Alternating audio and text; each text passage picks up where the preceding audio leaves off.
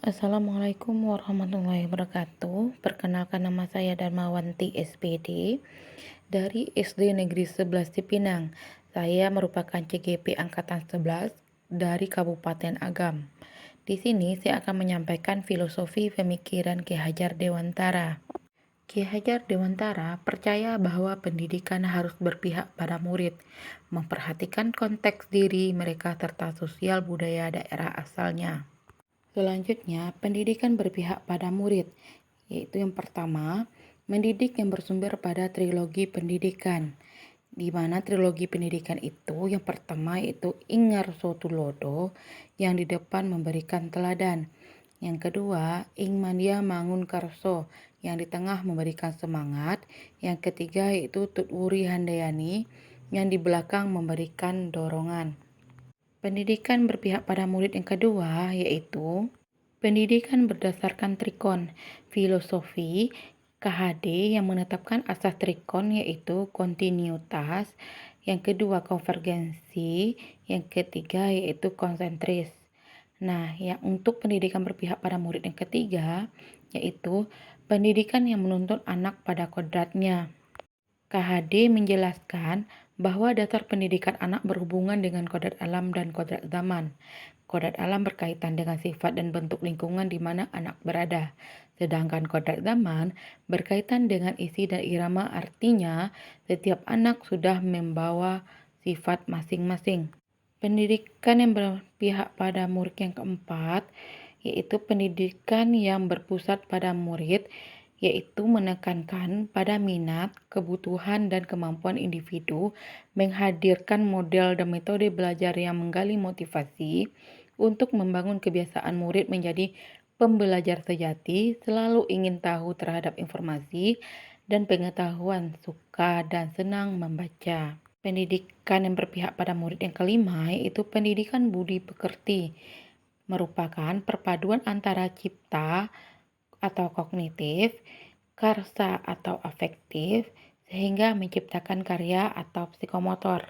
Pendidikan yang berpihak kepada murid yang keenam yaitu mendidik diibaratkan menanam padi atau tanaman, yaitu merawat sesuai kebutuhan dari tanaman itu agar tumbuh dan berbuah dengan baik.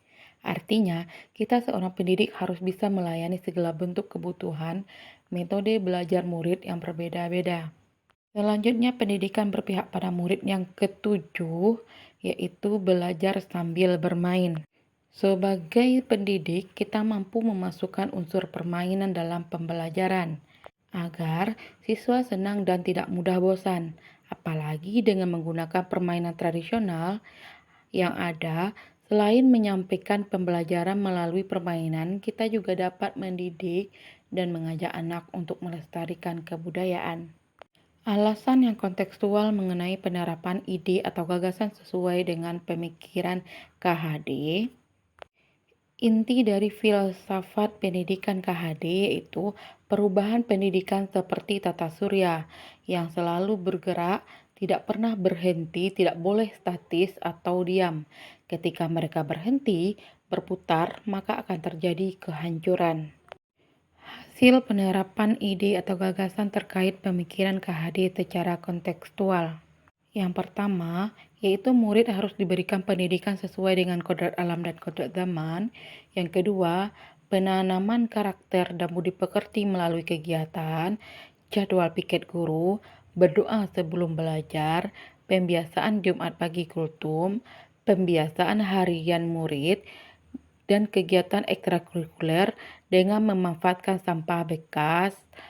Yang ketiga, penanaman karakter cinta lingkungan. Tantangan dan solusi penerapan pemikiran KHD sesuai dengan konteks kelas dan sekolah.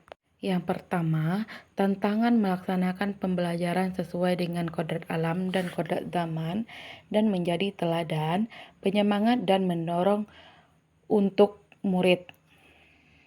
Solusinya, menguasai keterampilan abad 21, memilih metode belajar yang menyenangkan dalam pembelajaran dan memahami karakter murid, serta bermain sambil belajar karena bermain merupakan kodrat anak. Tantangan kedua, melaksanakan kegiatan pembiasaan yang sebenar-benar dilaksanakan, berdampak dan bermakna pada murid.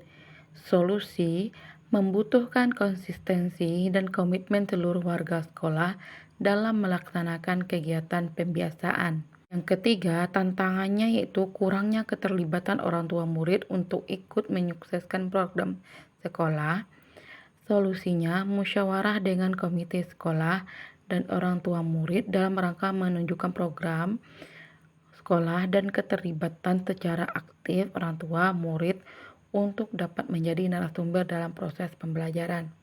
Dan inilah bentuk kegiatan penanaman karakter, yaitu salah satunya itu pada kegiatan proses belajar mengajar, selanjutnya yaitu dalam kegiatan pramuka, dan bentuk kegiatan penanaman karakter lainnya itu dengan pembiasaan harian dengan mencuci tangan dan ketika saat guru untuk mensukseskan suatu acara. Sekian, terima kasih dari saya. Salam guru hebat. Assalamualaikum warahmatullahi wabarakatuh.